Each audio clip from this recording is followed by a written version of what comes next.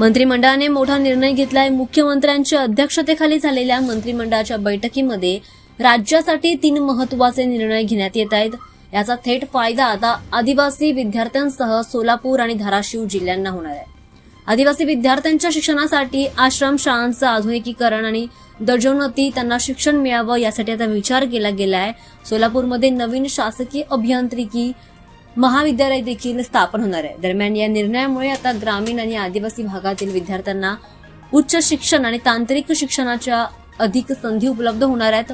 सरकारने युवकांना चांगल्या त्यांच्याच जिल्ह्यातच गुणवत्तापूर्ण शिक्षण मिळावं यासाठी हा विचार केलाय। दरम्यान या निर्णयामुळे आता सोलापूर आणि धाराशिवसह संपूर्ण मराठवाडा आणि पश्चिम महाराष्ट्रातील शैक्षणिक पायाभूत सुविधा मजबूत होणार आहे आणि रोजगाराच्या नवीन संधी देखील निर्माण होण्याची अपेक्षा व्यक्त केली जाते। मंत्रिमंडळाच्या या निर्णयामुळे आता आदिवासी समाजाच्या शैक्षणिक प्रगतीला चालना मिळणार आहे। सोलापूर आणि धाराशिवमध्ये उच्च शिक्षणाची नवी दारं आता उघडली जाणार असल्याचं म्हटलं जातं।